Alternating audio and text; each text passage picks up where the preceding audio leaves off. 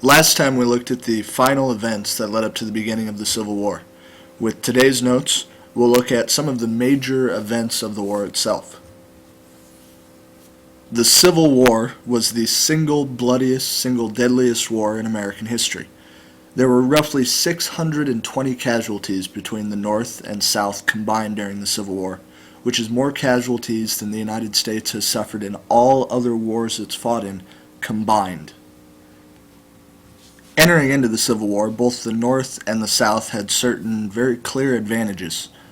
For the North, political leadership was definitely a strong advantage over the South and would prove to be vital throughout the war.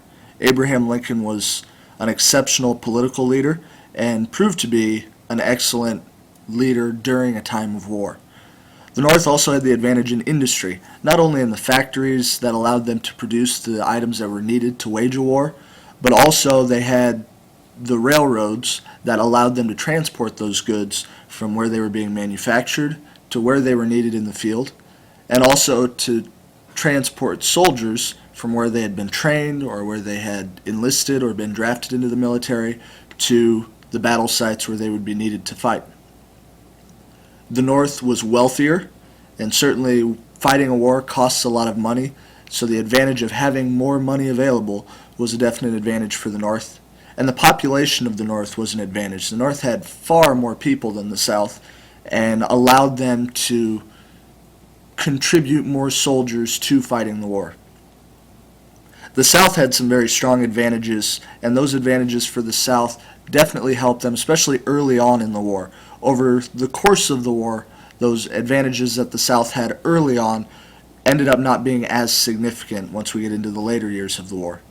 Entering into the war, though, the South had much stronger military leadership. Leaders like Robert E. Lee and Thomas Stonewall Jackson were superior military leaders to what the North had available. The South had the advantage of fighting a defensive war. It is always easier to fight a defensive war when all you need to do is to keep out an invading army. It was much more difficult for the North having to invade and take over the South. The South had the advantage of fighting on their own soil, which was definitely a strong advantage. They knew the terrain, they knew the climate, they knew how to fight in that area. And they had more military experience. The South had gained much of their military experience during the Mexican-American War. Most of the American soldiers that had fought during the Mexican-American War were from the South. There are a few terms and individuals that we associate with the North or with the South during the Civil War.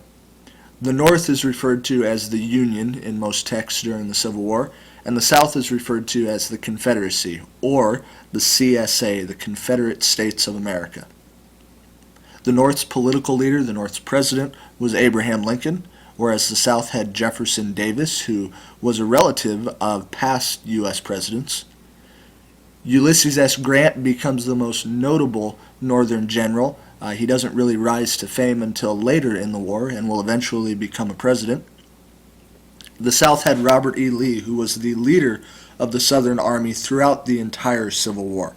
He had actually been asked at the beginning of the Civil War to serve for the United States, but being from Virginia, a state that had seceded, Robert E. Lee declined Lincoln's offer, saying that he would not fight against his own statesmen.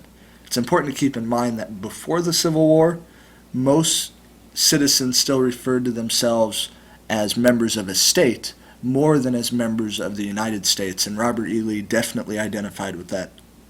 William Tecumseh Sherman becomes well known later on in the Civil War for his famous March to the Sea that would ultimately play a vital role in ending the Civil War. And Stonewall Jackson, who got his nickname at the first battle of Bull Run, is one of the early heroes of the South, or one of the early strong leaders of the South. He dies early on in the war as a result of an accidental gunshot received from one of his own soldiers. So he will not be around to see the end of the war and lead the South through it. The North is most identified as the blue side. Most of their uniforms were some shade of blue, especially early on in the war. There are units that wear various colors. There were Irish units that wore mostly green. And eventually, when we get later on into the war and uniforms are a little bit more difficult to come by, some of the soldiers wore whatever they could find.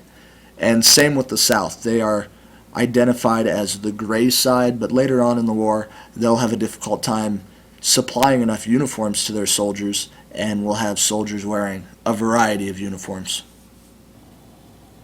We will focus on three major battles during the Civil War. The first two happened fairly early on, and both take place in Virginia. The first Battle of Bull Run is important because it's the first real time the two sides square off against each other. It takes place just outside of Washington, D.C., outside the town of Manassas, and it's called the Battle of Bull Run because it takes place near and around Bull Run Creek.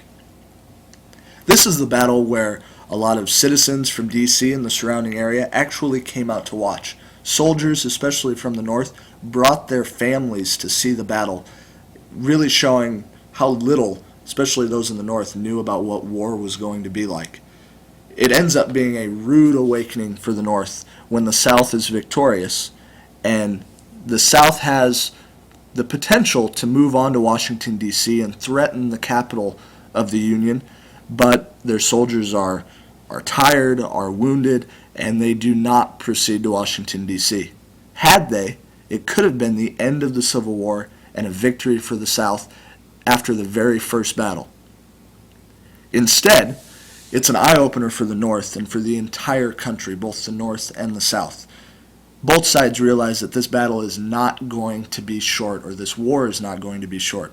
It's going to be very drawn out, and in the long run, will end up lasting more than 4 years, and as we mentioned earlier, costing more than 600,000 casualties throughout the war. Our second major battle that we'll talk about is Antietam. Antietam happens in Virginia also, in the town or near the town of Antietam, and it is marked as the single bloodiest day in American military history. In one day, there was nearly 25,000 casualties between the two sides, and the most shocking thing is after 25,000 casualties, there's really no clear winner. The two sides fought back and forth over the same area of land, and eventually ended up right back where they started at the end of the battle. The picture at the bottom right shows what's known as the Sunken Road, which is one of the major landmarks of the Civil War. It was a road that had been worn down over time by wagons and carriages being hauled over it, and it ended up serving as a ditch or a bunker that both sides fought out of at various points during the battle. Our third major battle that we'll look at is the Battle of Gettysburg, and this is ultimately the turning point in the war. Gettysburg is the one major battle that takes place in the North, and it was General Lee's decision to invade the North. His plan was to defeat the North on their own soil and convince people in the North that this was no longer a war worth fighting. He was hoping to end the war with a victory at Gettysburg. But the battle goes against the South, and the North is victorious. It's marked as the bloodiest battle in American history, not the bloodiest day because it lasted 3 days, and over the course of 3 days, cost about 50,000 casualties for the two sides combined. And again, it's marked by a Northern victory, and really marks the beginning of the end for the South. From this point on, the South suffers numerous defeats and never really gains the surge or the strength that they had had early on in the Civil War.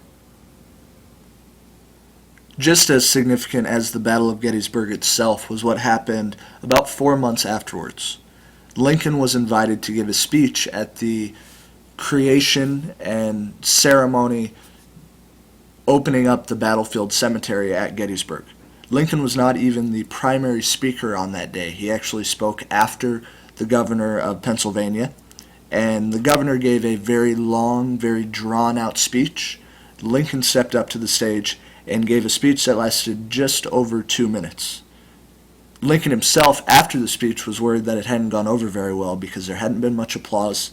He kind of felt as though maybe he had fallen short and was worried that the speech was actually a failure. As we know now, it's one of the most re-quoted, most memorable speeches in American history, particularly the opening lines. Lincoln started off with the phrase 7 years ago. The speech also included the phrase that we were going to create a nation of the people, by the people, and for the people. In his speech, Lincoln was not only honoring the soldiers who had died in the Battle of Gettysburg, but was also setting forth his plan for the future, that this battle, this war, was no longer just about preserving the Union, but now creating a stronger Union where the central government was more important than the states. In the months following the Battle of Gettysburg, the war continued to move in favor of the North and would eventually come to an end following one of the greatest military campaigns in U.S. history, a campaign that's been remodeled by the U.S. military in future wars and by other militaries around the world. William Tecumseh Sherman was given permission to wage what he called total war. His plan was to storm across the South and completely obliterate the Southern military and the will of the Southern people to continue fighting. Total war, as Sherman defined it, was to fight both the army, the government, and the people, and destroy any hope, any will of the people to continue fighting. In doing so, Sherman marched from Atlanta, Georgia, to the coast at Savannah and burned everything, destroyed everything, for a 60-mile wide path all the way across the state of Georgia. His soldiers did things like burning fields, destroying buildings that the military could use, even ripping up the railroad, melting the tracks, and bending them around trees so that they could not be used again. His plan was to take away any chance, any item, any tool that the South could use to continue to fight in the future. And it proved to be devastating for the South. After Sherman's march, the South was all but defeated. The only thing that was left was the final conclusion of the war.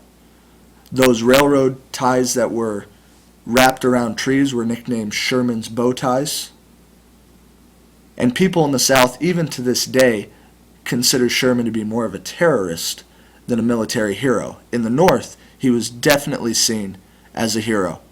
He reached Savannah just before the election of 1864, and he sent a message to Abraham Lincoln, who was seeking re-election, basically telling him, "I have won you your second term." The war officially comes to an end in Appomattox, Virginia, at the Appomattox Courthouse. This was where Lee officially surrendered to Grant and surrendered the Southern military to the North. Lee and Grant had actually corresponded for several days beforehand, exchanging letters, working out some of the terms of the surrender, and the meeting itself, the actual surrender at the courthouse, was more of a formality, but it was the official end to the Civil War. It would be just a few days before Abraham Lincoln is assassinated by John Wilkes Booth, something we'll talk about in later notes.